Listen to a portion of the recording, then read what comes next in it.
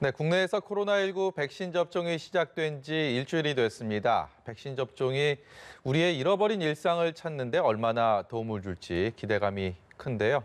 오늘 1번 지원장은 코로나 의사로 잘 알려진 신현영 더불어민주당 의원과 함께합니다. 안녕하세요. 안녕하세요. 백신이요, 이제 누적된 일주일 사이에 한 20만 명 조금 넘었다고 하더라고요. 이게 인구 대비 0.45%이 정도라고 하는데 글쎄요, 지금 한 일주일 사이에 순조롭게 진행이 되고 있는 건 맞습니까? 예, 실제로 우리가 가보지 않은 새로운 길을 가는 거기 때문에 완벽할 수는 없을 것입니다. 예. 그동안에 사망자도 일부 나왔고 또 물류 관리에서의 사고도 있었고 하지만 우리가 작년에 독감 백신 사태를 비추어 봤을 때는 나름의 학습 경험이 생겨서 지금은 비교적 순조롭게 가고 있다라고 판단이 되고 있습니다. 근데 이제 연관성은 물론 확인되지 않았지만 아스트라제네카 백신 접종 이후에 사망한 사례들이 나오면서 일반 국민들 아직 백신을 특히 맞지 않은 분들은 또 불안한 마음을 이렇게 표현을 하고 감추지 못하고 있는 것 같습니다. 가장 근본적인 질문인 것 같습니다. 아스트라제네카 백신의 안전성 이 부분에 대해서 어떻게 봐야 되는지 질문들이 참 많거든요. 이미 해외 사례에서도 많이 검증이 됐기 때문에 안전성에 대해서는 걱정을 크게 하시지 않으셔도 되겠다라고 생각이 들고요. 특히나 영국에서 접종이 많이 이루어졌는데 거기서도 한 205명 정도의 사망자가 보고가 됐고 예. 하지만 인과관계는 밝혀진 바가 없습니다. 그래서 우리가 백신 접종이라는 거는 전 국민을 대상으로 해서 동시다발적으로 이루어지다 보면 일반적인 질병 사망자와 구분이 안 돼서 이런 사태들이 발생할 수는 있는데요. 이제는 그래도 정부가 투명하게 소통을 하고 이 상황을 빠르게 검증해서 또 국민들에게 알려드린다고 한 만큼 정부를 신뢰하시고 또 그리고 전문가들의 말씀을 신뢰하면서 안전하게 적극적으로 접종하는 게 가장 좋을 것 같다는 생각이 듭니다. 백신 포비아라는 말도 하더라고요. 이제 백신에 대한 공포증 또 이런 것들이 또 어떤 확인되지 않은 정보로 퍼나르고 하다 보니까 그런 불안감 더 커지고 있는 것 같은데 그런 부분에 대해서도 좀 경종을 울리고 우리가 좀 제대로 된 시선으로 봐야 된다. 뭐 이런 말씀이시죠? 예, 맞습니다. 저도 그렇기 때문에 보건복지국회 상임위에서도 정은경 청장께 이런 가짜 뉴스나 잘못된 정보를 어떻게 적극적으로 대응을 할 것이냐에 대해서 질의를 했었고요. 강력한 대응이 필요하다. 또 잘못된 사안에 대해서는 투명하게 소통하겠다. 이런 약속을 하신 만큼 앞으로도 이런 잘못된 정보에 대한 적극적인 자세 이런 것들이 국회 그리고 정부 그리고 전문가들이 총력을 다해서 대응해야 되는 부분이다. 라고 생각이 듭니다. 문재인 대통령이 어떤 백신이든 간에 그건 맞겠다. 한 3월 말 정도로 얘기가 되는 것 같은데 아스트라제네카 백신 얘기가 나오더라고요. 이 부분들도 대통령으로서 좀 전혀 문제가 없고 안전하다 이런 거를 좀 보여주기 위한 국민들에게 주는 메시지 아닌가 하는 생각도 해봤는데요. 어떻습니까? 예, 맞습니다. 그런 국민 대표로서 또 이렇게 적극적으로 또 그런 백신 접종에 임하는 모습들이 국민들한테는 상당한 신뢰를 줄 거라고 생각이 들기 때문에 문재인 대통령의 그런 선언으로 인해서 국민들이 좀 안심을 하지 않을까 싶고요. 특히 아스트라제네카가 됐던 화이자가 됐던 해외에서도 여러 가지 부작용이나 사망 사례가 있지만 이런 것들이 약물과의 관련성을 봤을 때는 크게 걱정할 정도는 아니다. 그렇기 때문에 국민들이 우려하시지 않으셔도 된다. 이런 것들을 상징적으로 보여주는 그런 하나의 또 계기가 되지 않을까. 그러면서 많은 분들이 내가 만약 기회에 온다면 적극적으로 국민들한테 맞고 소통하겠다라고 나서고 있는 만큼 예. 저 또한 그런 부분에 있어서는 그런 기회가 온다면 회피하지 않겠다라고 말씀을 드리겠습니다. 저희가 병원 가서요, 독감 백신 접종을 받을 때 그렇게 물어보잖아요. 3가를 맞겠냐, 4가를 맞겠냐. 네. 다들 그런 경험들 해보셨을 텐데 일단 어떤 백신을 맞겠다라고 선택권이 주어지는 거 아닙니까? 그럴 네. 경우에는. 근데 이제 이 코로나19 백신에 대해서는 그런 선택권이라는 게 현재로서는 없는 것 같습니다. 이 부분은 현실적으로 좀 불가능한 상황인가요?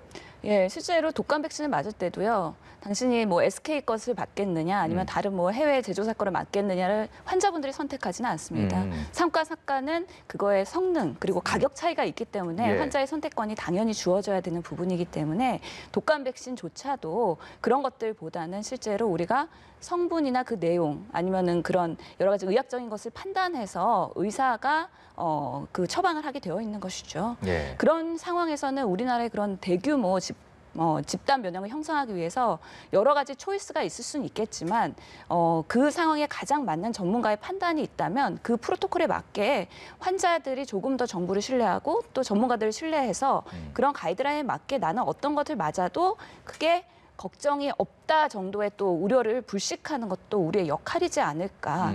그런 면에서는 화이자가 됐든 아스트라제네카가 됐든 추후에는 노바백스 또는 얀센이 됐든 어느 것을 맞아도 우리가 극복할 수 있다는 메시지 주는 거 매우 중요할 것 같습니다. 예, 이제 일주일 정도 되면서 그 논란은 조금 가라앉긴 했습니다만 시계를 조금 돌려보면 백신 접종 전에 정치권에서 이 백신의 정쟁화 모습들 많이 보셨습니다. 그리고 굉장히 많이 실망스러운 을 감추지 못하는 분들도 굉장히 많았거든요. 그러니까 누가 먼저 맞아야 되느냐 아니네 뭐 이걸 가지고 여야 의원들이 이렇게 많이 설왕설래 싸움을 했습니다. 굉장히 신뢰를 떨어뜨리는 그런 모습, 굉장히 씁쓸했다는 생각들 많이 들으셨을 텐데 이 부분 의사로서 또 국회의원으로서 정치인으로서 느끼는 부분이 남달랐을 것 같습니다. 예, 참으로 안타까웠고요. 특히나 코로나라는 감염병이 이런 사회적 질병이 되다 보니까 여러 가지 정치권에서도 다양한 그런 목소리들이 나오는 것인데요. 실제로 보건의료 정책이라는 게 우리가 뚜껑을 열어보기 전까지는 예단할 수 없고 예측할 수 없다라는 한계도 있습니다. 예. 또 어떤 경우에는 반전도 있고 변수도 있을 수 있거든요. 그만큼 그런 부분은 전문가들이 얘기할 수 있도록 그리고 우리 질병관리청에서의 그런 전문가, 그런 공무원들이 말할 수 있도록 하는 기회를 열어두는 게 좋고 우리 여야가 뭔가 정쟁을 하는 것보다는 국민들이 빠르게 그런 정부 정책에 부응하여서 집단 면역 형성할 수 있도록 하는 그런 것도 어떻게 도움을 드릴까에 대한 그런 제도적인 개선, 예. 시스템을 어떻게 업그레이드할까 이런 것들에 실질적인 고민을 하는 역할을 해야 된다고 생각을 합니다.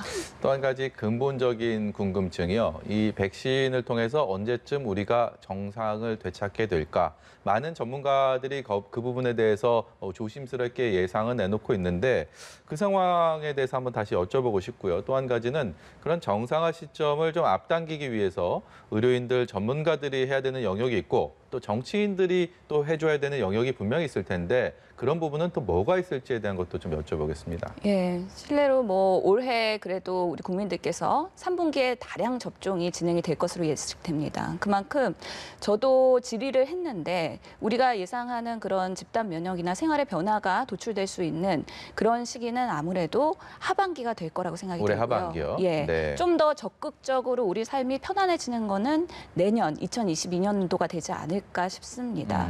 실제로 그런 국회에서 해야 될 일, 저도 두 가지 법안이 생각이 나는데요. 백신을 선구매할 수 있도록 하고 그 선구매했을 때 만약에 문제가 없다면 공무원 처벌을 면제할 수 있는 법안이 통과된 바가 있고 예. 또 이런 해외 백신들이 도입됐을 때 품질 안전 검사를 조금 더 간소화해서 빠르게 접종할 수 있도록 하는 여러 가지 제도 개선을 하는데 또 노력을 했습니다. 그런 방식으로 앞으로 빠르게 접종을 하고 이상 사례 반응이 있거나 아니면 다른 면역이 확보되는 그 시점까지 우리가 보건의료 영역에서의 그런 역할이 제대로 굴러갈 수 있도록 하는 지원들을 해줘야 될 텐데요.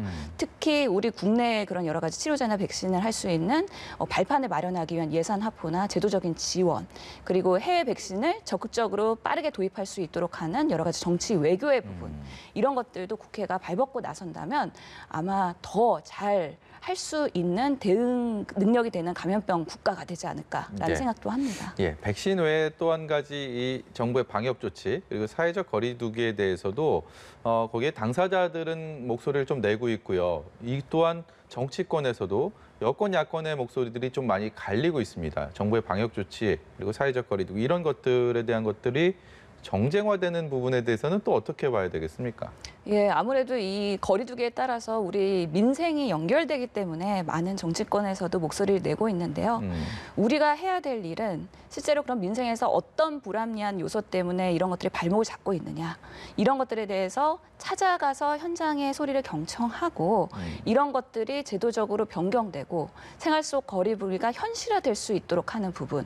그런 부분에 대한 뭔가 국민의 대표로서의 역할을 해야 되지 않을까 싶고요. 실제로 그런 뭔가 메시지 전달의 역할, 그리고 우리가 조금 더 유연하게 살 수 있기 위해서 우리가 개선을 어떻게 할 것이냐, 그런 것들을 적극적으로 정부와 소통하는 역할, 그런 것들을 더 해야 된다고 생각을 합니다. 예, 주제 좀 넘겨보겠습니다. 의료법 관련된 말씀 좀 여쭤보고 싶은데요. 민주당에서 의료법 개정안을 준비하고 있습니다. 금고 이상 판결을 받은 의사의 경우에 면허 취소하는 방안. 이 법안에 대해서 의사협회, 이게 의사협회 뭐 전체가 그렇다는 아닌 것으로 알고 있습니다만 어쨌든 대표하고 있는 의협 회장이 전혀 이 법안 통과되면 백신 접종부터 해서 다 보이콧하겠다 이런 얘기들을 해서 이 갈등이 또 어떻게 국민들에게 다가올지에 대한 생각들, 두려움이 좀 있습니다. 앞서서 좀 의사 국시 문제로 당시 코로나가 정말 활발하던 시절에 우리가 그런 것들을 겪었기 때문에 이 부분은 어떻게 보고 계십니까? 예, 실제로 그 의료계에 있다가 국회에 와 보니까 정말 소통이 얼마나 중요한지에 대해서 절절히 느끼고 있습니다. 저희가 그런 법안 심사를 할 때 사전에 좀 더 원활한 그런 의료계와의 소통이 필요하지 않았나라는 좀 아쉬움도 있는 상황이고요. 지금 시점에서는 그런 법안들이 정말 모든 범죄에 대해서 의사 면허를 취소하는 게 합당한가에 대한 조금 더 고민이 필요할 수도 있습니다. 그러면서 저희가 세부적으로 살펴보고 있는 부분인데요. 실제로 그동안 저도 의료계에서 여러 가지 활동을 하면서 매년 나오는 의사 성범죄 현황, 이런 것들이 통계가 잘못됐을 수도 있다라는 부분이 확인이 됐고요. 예. 그런 면에서는 의료계에서의 정말 그런 윤리적으로 도덕적으로 문제가 되는 분들은 면허 취소를 강화해야 하지만 그게 제도에 제대로 담기려면 어떻게 법안을 조금 더 정교하게 가다듬을 수 있을지에 대한 그동안의 그런 토론을 좀 더 치열하게 해야 했었지 않은가 하는 아쉬움이 있습니다. 그런 소통이 잘 안 된 이유는 뭡니까? 여러 가지 요인들이 있겠죠. 현실적인 좀 장벽들이 있습니까? 예, 실제로 뭐 국회라는 곳이 많은 직역들과 그런 단체들과의 소통의 장이라고 하지만 그동안의 의료계와는 조금 더 단절된 부분이 있었지 않았나 하는 아쉬움이 있고 또 그걸 극복하기 위해서 또 제가 해야 될 역할들이 상당히 많이 있다고 생각을 합니다. 네. 앞으로는 그런 소통을 더 원활히 하기 위해서 우리 더불어민주당도 의료계와 더 가까이 다가갈 수 있는 예. 그런 고민들을 할 것이고요. 특히나 이런 그동안의 의사에 대해서 너무 그 여러 가지 성범죄 의사 이런 일부의 그런 의사들이 너무 의사 전체를 마치 조금은 그런 이미지를 퇴색시키는 부분이 있었습니다. 그런 부분에 있어서도 의료계 내에서 네. 조금 더 윤리적으로 그리고 도덕적으로 더 정리를 할 수 있도록 좀 더 적극적으로 행동을 하라고 요구도 해야 할 것 같습니다. 그래서 신현영 의원의 역할이 더 막중하신 것 같습니다. 마지막으로요. 그 의사가 현실 정치에 뛰어들 때 단순하게 뭐 부와 명예 뭐 이런 일반적인 성공의 지표를 바라보고 현실 정치를 하셨다 생각은 누구도 안 할 것 같습니다. 분명히 다른 마음가짐이었을 텐데 이제 시간이 조금 지났죠. 이제 국회의원이 되시고 만족도가 얼마나 되는지도 여쭤보고 싶고요. 또 한 가지는 후회스러운 적은 없었는지, 그리고 현실 정치의 또 한계성을 느낀 것은 없었는지, 신현영 의원이기 때문에 이런 것들이 좀 궁금합니다. 어떻습니까? 예, 되게 어려운 질문인데요. 사실은 하루하루가 쉽지 않고 하지만 그 현실 속에서 최선을 다하자라는 게 제 모토입니다. 네. 그렇기 때문에 내가 왜 여기에 들어와서 지금 이렇게 현실 정치를 하고 있을까에 대한 항상 네. 스스로를 되새기는 하루하루의 시간들이 있는데요.